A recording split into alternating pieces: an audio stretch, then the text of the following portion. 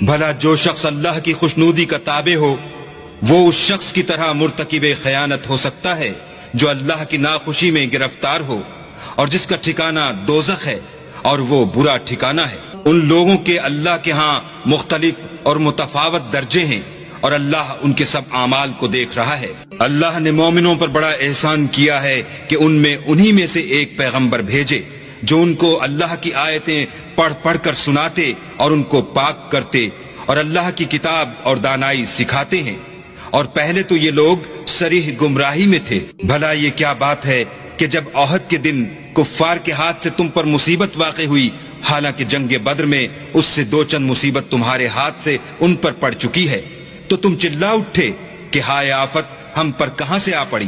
کہہ دو کہ یہ تمہاری ہی شامت اعمال ہے کہ تم نے پیغمبر کے حکم کے خلاف کیا، بے شک اللہ ہر چیز پر قادر ہے۔ اور جو مصیبت تم پر دونوں جماعتوں کے مقابلے کے دن واقع ہوئی سو اللہ کے حکم سے واقع ہوئی، اور اس سے یہ مقصود تھا کہ اللہ مومنوں کو اچھی طرح معلوم کر لے اور منافقوں کو بھی معلوم کر لے۔ اور جب ان سے کہا گیا کہ آؤ اللہ کے رستے میں جنگ کرو یا کافروں کے حملوں کو روکو، تو کہنے لگے کہ اگر ہم کو لڑائی کی خبر ہوتی تو ہم ضرور تمہارے ساتھ رہتے۔ یہ اس دن ایمان کی نسبت کفر سے زیادہ قریب تھے۔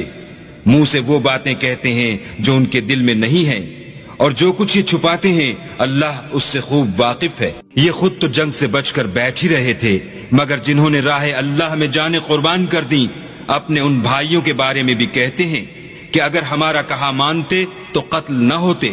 کہہ دو کہ اگر سچے ہو تو اپنے اوپر سے موت کو ٹال دینا۔